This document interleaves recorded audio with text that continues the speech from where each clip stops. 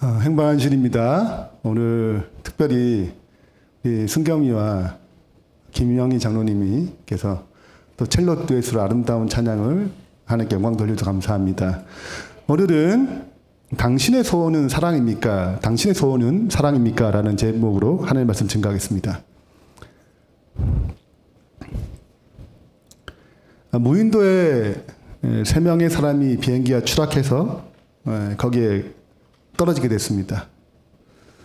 무인도에 떨어지니까 살기가 막막한 거죠. 그래서 날마다 하나님께 기도했습니다. 하나님께서 각자에게, 3명 각자에게 그 기도에 한 가지씩 응답해 주기로 약속하셨습니다. 그래서 3명이 기도하는 거예요. 첫 번째입니다. 하나님, 저는 저의 집으로 돌려보내주세요. 그래서 첫 번째 사람이 기도했습니다. 그랬더니 그 소원을 들어주셔서 하나님께서요. 그래서 집으로 가게 됐습니다. 그걸 유심히 두 번째 사람이 자기도 기도했습니다.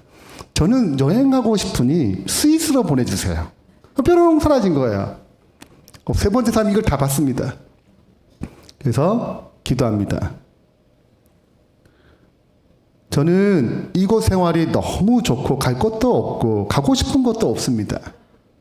그러나 사람이 그리워서 아까 그 두 사람을 다시 이곳 다시 데려다 주세요. 그래서 3명이 오붓하게 살았다는 얘기입니다. 여러분의 소원은 무엇입니까? 여러분의 사모하는 것은 무엇이 있나요? 사도 바울, 오늘 살펴볼 사도 바울의 고린도 교회 보내는 편지에서 13번째 장이 바로 사랑장입니다. 사랑을 소망하고 사랑을 소원하라는 것입니다. 그 배경에 대해서 12장에 이렇게 기록합니다. 12장 29절에 쭉 은사에 대한 다양한 기능적인 의미들 설명하면서 다 사도이겠느냐, 다 선지자이겠느냐, 다 교사이겠느냐, 다 능력을 행하는 자이겠느냐, 다 병 고치는 은사를 가진 자이겠느냐, 다 방언을 말하는 자이겠느냐, 다 통역하는 자이겠느냐. 31절입니다.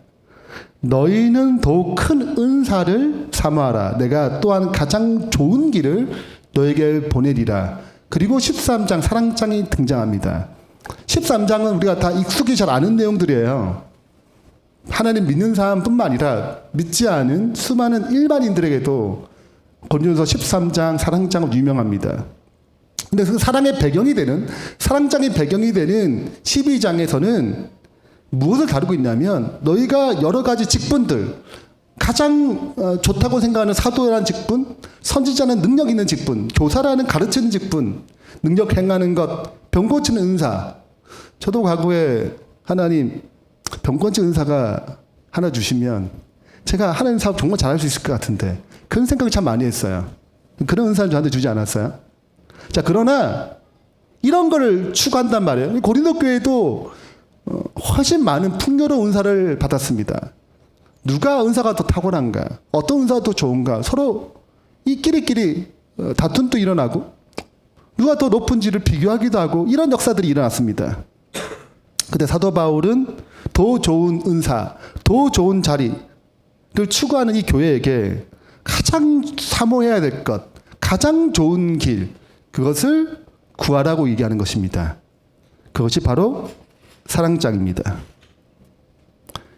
고린도 13장 사랑장은 3가지로 구성되어 있는데요. 첫 번째는 사랑의 필요성입니다. 사랑이 왜 필요한가?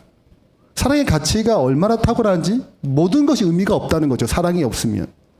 두 번째는 사랑의 특성을 설명합니다. 사랑은 오래 참고 온유하며 그 사랑의 성숙의 특성들을 얘기합니다. 세 번째는 사랑의 영원성을 얘기합니다. 사랑은 그 본질적으로 끝나는 게 아니라 식어지는 것이 아니라 사랑은 영원한 것이기 때문에 모든 것을 배워도 유일하게 남아있는 그런 특성을 가지고 이것을 구하라고 얘기하는 것이죠. 우리 이 3가지를 다 자세히 살펴볼 수 없겠지만 중요한 부분들을 하나씩 좀 교훈 삼아서 알아보고자 합니다. 1절부터 3절까지 첫 번째 파트입니다. 사랑의 필요성인데요. 내가 사람의 방언과 천사의 말을 할지라도 사랑이 없으면 소리 나는 구리와 울리는 꽹과리가 되고, 사랑이 없으면 아무리 유창한 언어를 하고 유창한 방언들, 여러 가지 언어들을 구사한다 하더라도, 천사의 말할 만큼 그런 지혜로운 언어를 한다 하더라도 사랑이 없으면 아무 의미가 없다고 얘기합니다. 2절에 내가 예언하는 능력이 있어 모든 비밀과 모든 지식을 알고 또 산을 옮길 만한 모든 믿음이 있을지라도 사랑이 없으면 내가 아무것도 아니요. 여러분, 이 사랑이 얻고 싶으세요? 아니면 예언하는 모든 능력이, 모든 비밀을 다 깨뚫고 모든 지식을 얻는 것이 더 좋으세요? 네. 산을 옮길 만한 믿음, 바다 위를 걸을 만한 믿음, 오병이어의 기적 같은 것을 더 원하지 않으세요? 근데 사랑이 없으면 아무것도 아니라고 얘기하는 것입니다. 3절에 내가 내게 있는 모든 것으로 구제하고 또 내 몸을 불사르게 내어줄지라도 사랑이 없으면 내게 아무 유익이 없느니라. 유익이 없대요. 이 사랑의 핵심은 어떤 행동을 하기 전에 동기에 초점을 두는 것입니다. 진정한 사랑의 마음이 없으면 겉으로 드러나는 수많은 행동들, 믿음의 행동들, 사랑의 말들, 유창한 언어들, 몸을 불사르게 내어준 순교의 자리까지도 아무 의미가 없다고 얘기하는 것이죠. 하나님 인정하지 않는다는 것입니다. 한마디 더 헛수고라는 것입니다. 내게 아무 유익이 없다는 것이죠. 그래서 사랑이 없으면 천사의 방언을 하더라도 아무 것이 없고, 예언한 능력이 있다 하더라도 사랑이 없으면 아무것도 없고, 불사르는 희생이 있다 하더라도 사랑이 없으면 아무것도 아니라고 얘기합니다. 그래서 사랑은 모든 은사를 가치 있게 만드는 핵심 속성입니다. 이게 없으면 아무것도 아니라는 거예요. 왜 그런가? 그럼 예수님께 이 땅에 오신 이유가 뭘까요? 우리가 흔히 우리를 구원하기 위해서 이 땅에 오셨죠. 얘기합니다. 요한일서 4장 10절 11절에는 그 이유를 이렇게 설명하고 있습니다. 사랑은 여기 있으니 우리가 하나님을 사랑하는 것이 아니요 하나님이 우리를 사랑하사 우리의 죄를 속하기 위하여 화목제물로 그 아들을 보내셨습니다.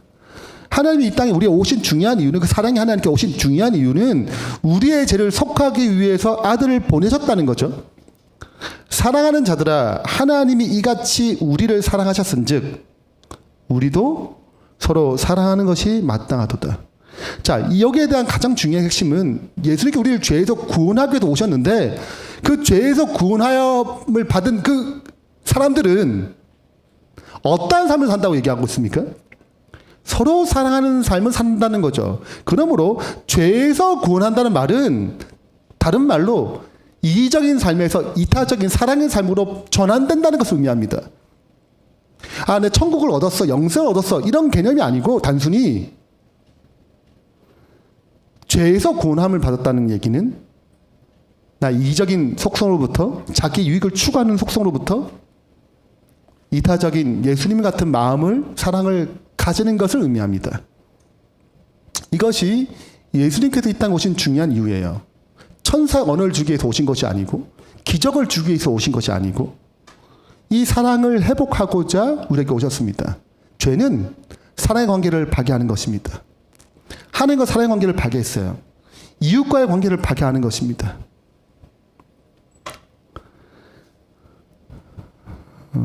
제가 목회를 하기 전에 여러 차례 책을 읽잖아요. 근데 그 중에 제가 좋아하던 한 목사님이 이재철 목사님의 책입니다. 지금 벌써 은퇴를 하셨는데요. 나의 고백이라는 책이 있습니다. 이 책은 어떻게 내가 신앙생활을 했고 어떤 신학적 가치를 가지고 난 어떻게 회심했는지 그런 글들을 쭉 기록했습니다. 그 중에 한 파트에 자기가 어떻게 회심했는가. 이재철 목사님은 신학생이 아니었고 목회자 아니었고 사업가였어요. 무역회사를 차렸습니다. 젊은 시절에. 교회 집사예요. 네. 근데 신앙이 깊지 않은 탕자 같은 집사였습니다. 그는 이렇게 기록합니다. 저는 정말 허랑방탕했습니다. 아마도 제 처는 제가 믿음 좋은 집사라고 생각하고 결혼했을 거예요. 그러나 저는 매일 술독에 빠져 살았습니다. 그러다가 어쩌다가 빨리 들어가면 술친구를 데리고 가는 거죠. 술친구를 데리고 집에 가는 것입니다. 짜증나죠, 아내가. 제 처는 대학에서 성악을 전공했습니다. 술집에서 술을 먹다가 괜히 객기를 한 번씩 부리고 싶으면 제 처를 술집으로 오게 해서 노래를 시켰습니다. 그런데도 저에게 한 번도 싫은 내색을 한 적이 없습니다. 친구를 데려가면 싫은 내색하지 않고 다 받아줬다는 거예요. 그래서 제 처는 본래 하나님께서 저는 선한 성품 내려주셔서 저렇게 매사에 그저 착하게 사는가 보다 그리고 감사했습니다. 땡 잡은 거죠. 이쯤 되면 벌써 이혼해야 되지 않아요? 네, 다들 네 그러셨는데 적극적으로 네. 1984년, 1985년에 이제 신학생에 들어갔는데 84년 4년 8월 2일 여름이죠. 새벽 2시에 그날도 제가 꼭지를 돌도록 술을 먹고 아파트로 들어갔는데 그날 우연히 제가 제 주머니에 손을 넣었습니다. 근데 열쇠가 하나 잡히는 거예요. 아파트 열쇠. 원래는 늘 없는데 이게 아파트 열쇠 잡히는 거예요. 저는 술을 먹고 아무리 늦게 집에 들어가도 뭐 새벽 1시든 2시든 배를 눌렀어요. 아내가 나와. 그리고 또 잘 해줘. 또 그때 새벽 1시, 2시에 또 밥을 또 먹어. 정말 힘들겠죠. 여하튼 근데 우연히 그날은 열쇠가 있는 거예요. 배를 울려야 되는데 그 주머니 아파트 열쇠를 잡혀서 왠지 오늘 내가 한번 열쇠를 열고 들어가 볼까. 술 취한 김에 그런 생각이 들었습니다. 그래서 아파트 열쇠를 돌려서 문을 열고 들어갔습니다. 저희 부부방으로 들어갔더니 천장에 불은 다 꺼져 있고 방바닥에 조그마한 스탠드가 켜져 있는데 제 처가 저를 기다리다가 엎드려서 잠이 들었습니다. 근데 머리 밑에 마트에 노트 하나가 이렇게 펼쳐져 있는데 노트에 물이 흘러서 얼룩이 져 있었습니다. 아마 눈물 자국 같아요. 그런데 그날 왠지 그 노트의 글을 먼저 읽어야 될 것 같아요. 원래는 아예 안 건드리는데 그날 이상하게 당기는 거죠. 그래서 그 글을 읽었습니다. 그 내용은 이랬습니다. 나는 오늘 또 버스를 타고 수유리를 넘어갔다. 시골길을 하염없이 걸으면서 오늘 또 역시 어김없이 죽음을 생각했다. 약을 먹어 죽을까? 아니면 손목에 그어 죽을까? 그러나 그것은 내가 취할 길이 아님을 나는 다시 한번 더 확인하고 되돌아왔다. 나를 살리기 위해 십자가에 돌아가신 주님께서 주님의 뜻을 위해 내게 주신 남편이므로 나는 사랑해야만 한다. 나는 할 수 없지만 주님께서 사랑하라 명령하셨으므로 나는 사랑해야만 한다. 주님 도와주세요. 나의 약함을 주님께서 잘 아시잖아요.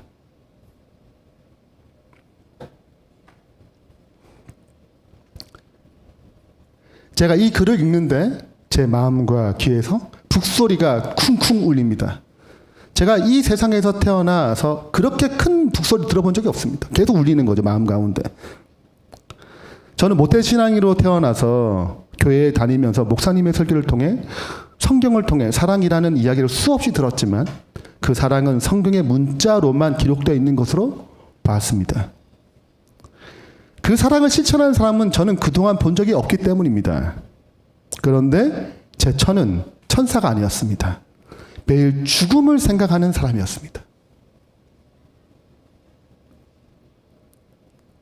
그런데 주님 때문에 내 곁에서 나를 사랑한다고 하는 사실을 깨닫는 순간에 주님의 처음 사랑, 저를 사로잡았습니다. 처음 사랑 알게 된 거예요.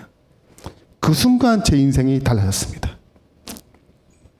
제 아내에게 자기 견해가 있었습니다. 이런 남편하고 도저히 살 수 없다는 자기 생각이 있었습니다. 그런데 그 아내에게는 주님을 보는 눈이 있었습니다. 이게 중요해요. 우리 현실이 어려운데, 사랑이 어렵잖아요. 어려운데 주님이 보는 눈이 있다는 거죠. 주님이 당신의 뜻을 위하여 나한테 주신 남편이다. 그러므로 사랑해야 한다. 나는 할 수 없는데 주님 도와달라. 도와주세요. 매일 죽음에 내 삶을 던지는 것입니다. 그 주님의 부르심에 순종한 일상을 살았습니다. 그 부르심에 순종한 일상, 그 소명의 삶이 화랑방탕하던 남편의 일생을 바꿨습니다. 여러분, 사랑은 좋은 환경에도 좋은 사랑할 만한 사람을 위해서 사랑이 자라나는 게 아닙니다. 진정한 사랑은 사랑할 수 없는 환경에서 자라나는 거예요. 근데 우리는 너무나 뭘 추구하냐면 사랑할 수 있는 상황을 추구해요. 저 사랑받을 만한 조건이 있어서 사랑하는 것입니다. 이건 세상 떠는 사랑이에요. 고린도전서 13장 이런 사랑을 얘기하는 것이 아닙니다. 그 흔한 사랑을 얘기하는 것이 아니에요. 주님만 줄 수 있는 사랑을 얘기하는 것입니다. 생애빛에 이렇게 기록합니다. 사랑은 하나님부터 온다.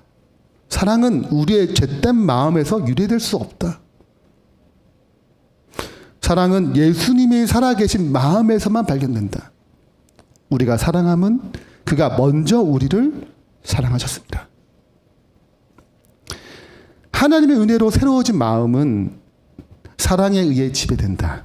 사랑은 우리의 성품을 바꾸고 우리의 감정을 지배하고 우리의 욕망을 제어해 준다.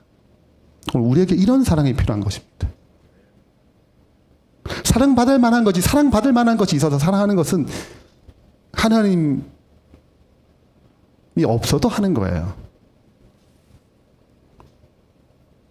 그래서 이어서 이런 사랑을 얘기한다면 이런 사랑의 속성을 얘기합니다. 그래서 4절부터 얘기해요. 사랑은 오래 참고. 여기서부터 사랑의 시작입니다. 두 번째 파트는 사랑의 성숙을 얘기합니다. 사랑의 특성 중에 어떻게 성숙한 사랑 어떤 것인가? 감정적이고 좋죠. 멋진 남자, 멋진 여자 만나면 예쁜 여자예요. 멋있는 남자 만나면 사랑의 감정이 생길 수 있어요. 근데 그것을 사랑이라고 얘기하지 않는 것입니다.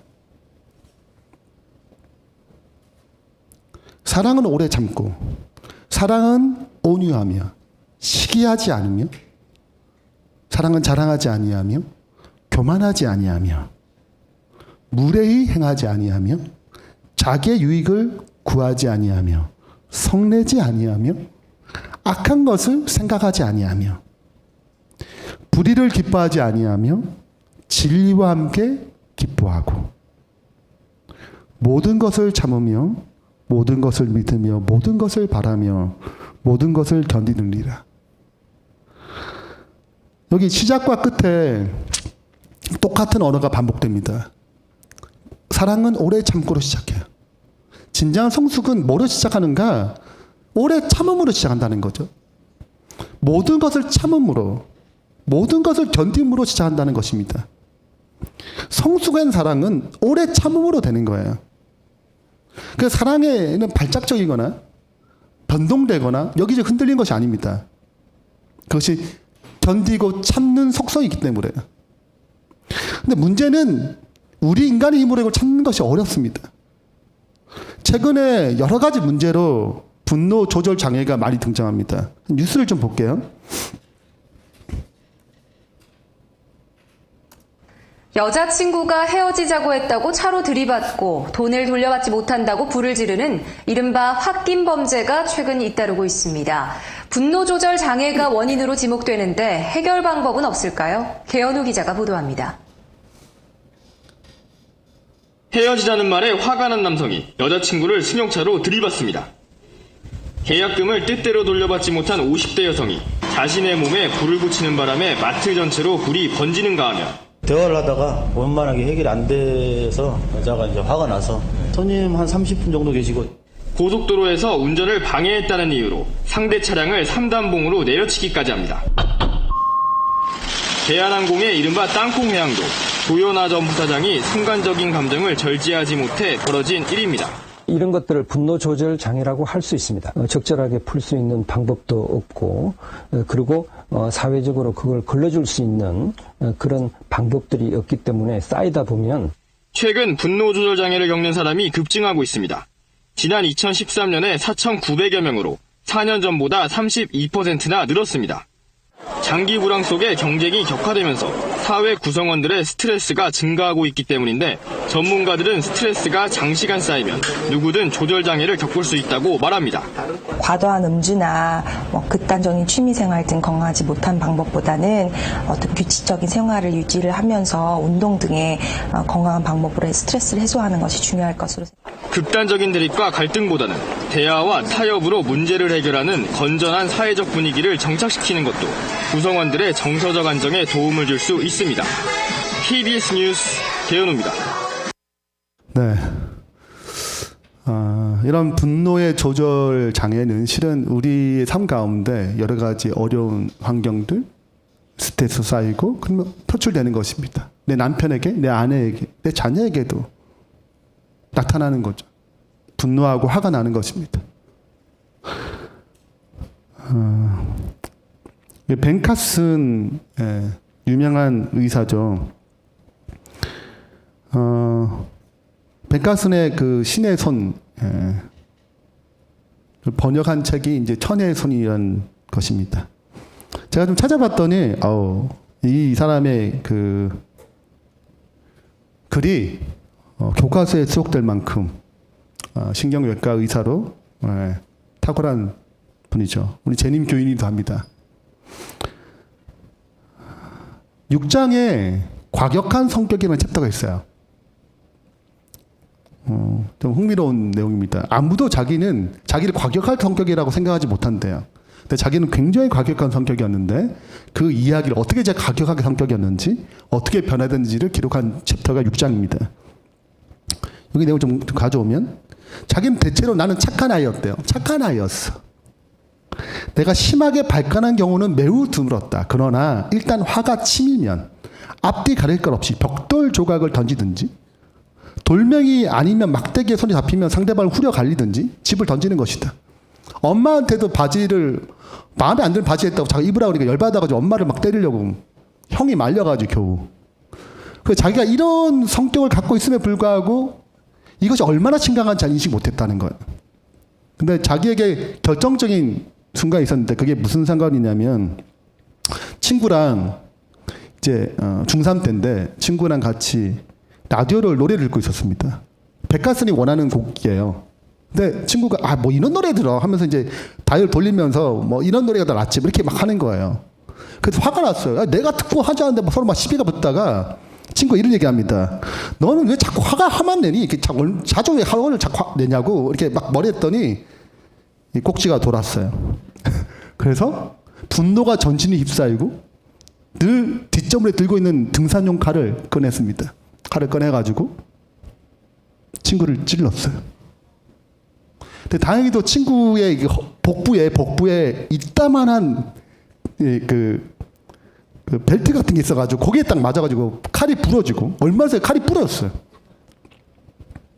친구도 놀래고 자기도 놀래고 한순간에 뭐가 될 뻔했어요? 살인자가 될 뻔했어요. 백가스는 8살 때부터 의사가 되고 싶었대요. 그래가지고 여러 가지 상황 공부를 굉장히 잘했습니다. 근데 한순간에 뭐가 될 뻔했어요? 범죄인이 될 뻔했고 자기의 꿈은 다 날아갈 뻔한 거잖아요. 이 분노를 조절하지 못해서. 그 친구한테 미안하다 떠듬거리는 말로 얘기하고 집으로 갑니다. 욕실에 앉아가지고 울어요.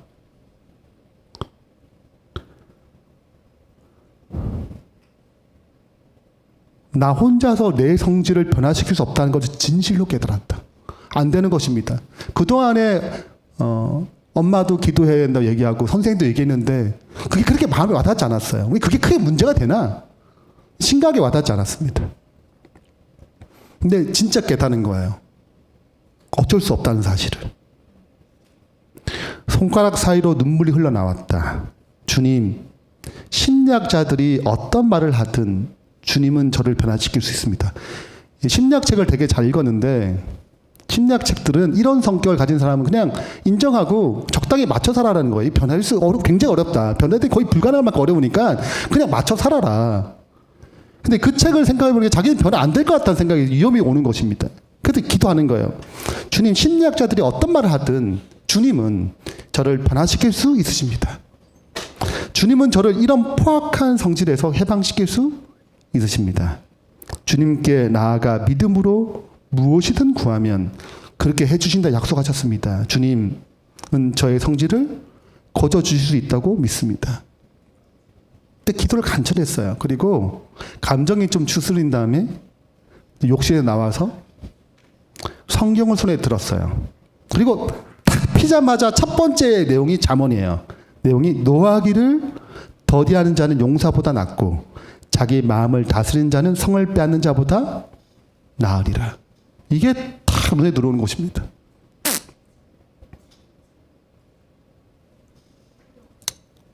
그날 하나님의 도움을 청하는 절규와 함께 장시간 내 자신과 싸우고 난 후로부터 나는 성질 때문에 골머리를 썩어본 적이 없었다. 그날 오후에 날마다 성경을 읽기로 작정했다.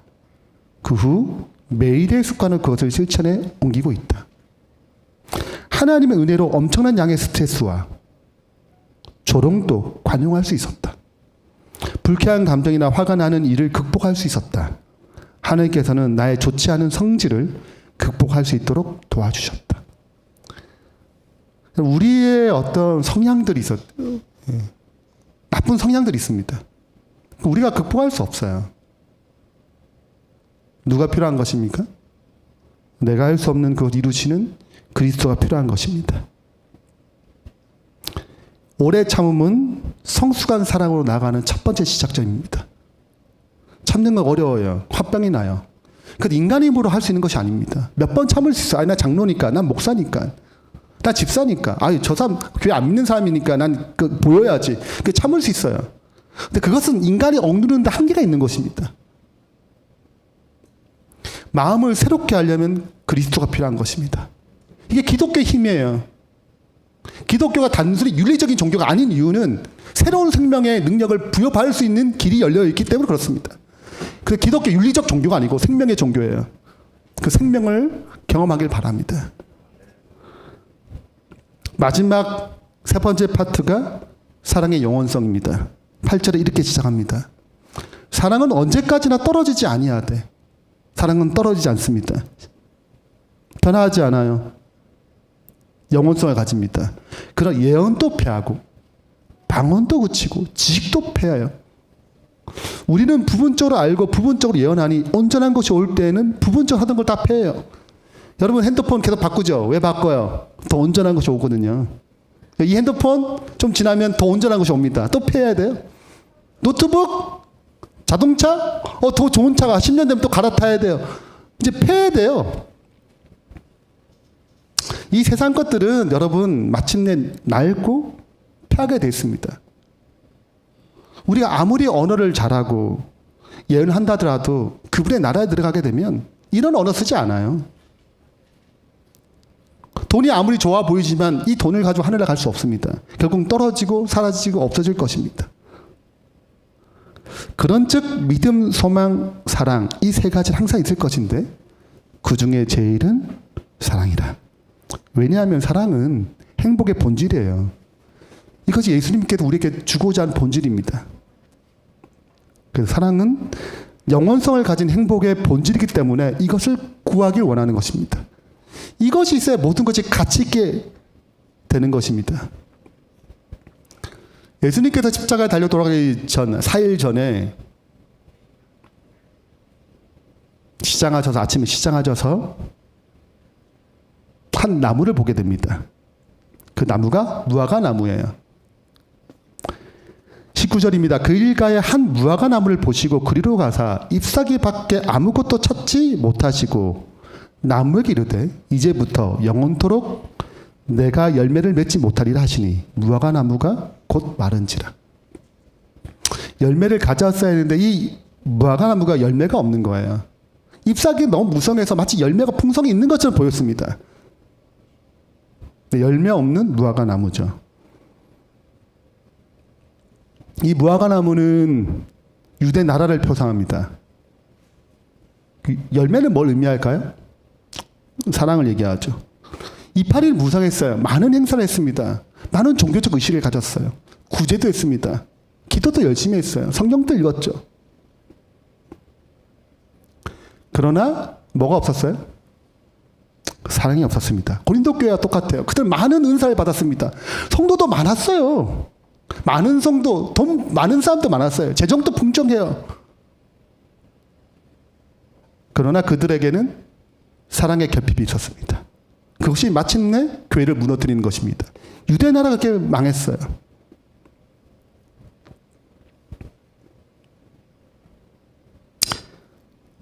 우리의 소원은 무엇입니까? 다시 질문합니다. 사랑대 서울대 수석 입학. 내 자녀가 서울대 수석 입학 좋지 않아요? 어우, 사랑이 뭐 중요해. 수석 입학, 어우, 굉장히 좋을 것 같아요. 사랑보다 100억, 어우, 좋지 않아요? 100억 대박 되지 않겠어요? 여기 이 둘 중 하나 선택하려면 지금 당장 사랑 선택하고 싶으세요? 아니면 100억 정도 있으면 사랑에 뭐 어떻게 생기겠지? 둘 중 하나 선택한다면 좋은 직업, 능력받고, 존경받고, 돈 잘 벌고, 교회 안에서도 능력을 행하고 기적을 행하고 잘 가르치고. 실은 우리는 다 후자 쪽입니다. 이게 또 마음이 말아요. 말은 사랑이 필요하다고 얘기하지만 실제적으로 왔다 할 때는 사랑이 더 중요하지 않아요. 왜 돈을 못 벌이? 돈 이거밖에 없냐? 왜 우리 이렇게 살아야 되느냐? 당신 이거밖에 못하냐? 우리가 정말 사랑을 추구하는 게 아니고 우린 뒤에 것을 추구합니다. 착각하는 것이죠. 관념적으로 우리가 사랑이 중요한 걸 알아들었기 때문에 내 삶은 되지 않지만 너무 많은 얘기를 들었습니다. 그래도 나도 헷갈리는 것입니다. 저도 헷갈리는 거예요. 마치 사랑이 중요한 것처럼 내 삶은 그렇지 않은데. 그러나 사랑이 없으면 서울대 입학해도 부모님과 자녀 관계가 틀어지면 아무런 기쁨이 되지 않습니다. 남편이 100억을 배웠어요. 좋을 것 같죠? 관계가 안 좋고 그건 100억이 아무 의미가 없습니다. 좋은 직업 좋아요. 그러나 사랑이 깨지면 그 좋은 직업이 의미가 없습니다. 사랑은 본질이에요. 모든 것을 가치 있게 만드는 것입니다. 좋은 대학 들어가는 거 좋아요. 돈 버는 거 좋습니다. 좋은 직업 좋아요. 그러나 사랑의 본질이라는 얘기를 하는 것입니다. 무엇을 먼저 추구해야 되냐 얘기를 하는 것이죠. 근데 우리가 슬프게도 우리는 애들한테 사랑을 가르치기보다는 어떻게 수학을 더 잘 가르칠 것인가, 어떻게 영어를 더 잘 가르칠 것인가. 우리의 마음이 다 거기에 빼여 있어요. 어떻게 신앙을 잘할 것인가 여기 관심 별로 없습니다. 벌써 마음이 한 거죠. 변화됐습니다. 항상 사랑은 우선순위가 되지 않습니다. 신앙 우선순위가 되지 않아요. 다시 한번 생애의 빛을 살펴보면 사랑은 하나님께부터 온다. 사랑은 우리의 죄된 마음에서 유래될 수 없다. 사랑은 예수님이 계신 마음에서만 발견된다. 우리가 사랑함은 그가 먼저 우리를 사랑하셨음이니라. 하나님 은혜로 새로워진 마음은 사랑에 의해 지배된다. 사랑 우리의 성품을 바꾸고 우리의 감정을 지배하고 우리의 욕망을 제어해 준다. 사랑은 증오를 몰아내고 우리를 온순하고 친절하게 만들어준다. 오늘 우리에게 진짜 필요한 것, 나머지 것을 다 가치 있게 만드는 것, 행복의 본질인 것, 이것이 사랑임을 기억하고 그 무엇보다도 가장 소망하는 것, 사랑이 우리 삶 가운데 온전히 실현되는 그 은혜를 추구하는 주의 백성 되길 바랍니다. 결론을 맺겠습니다. 사랑의 세 가지 속성을 살펴봤습니다. 고린도서 13장을 통하여 첫 번째입니다. 사랑만이 모든 은사를 가치 있게 만듭니다. 두 번째는 성숙한 사랑은 오래 참음부터 시작됩니다. 그리고 사랑은 영혼성을 가진 행복의 본질이기 때문에 이것을 구해야 합니다. 그 무엇보다도 사랑을 먼저 추구하는 주의 신실한 백성 되길 간절히 소망하면서 말씀 마치겠습니다.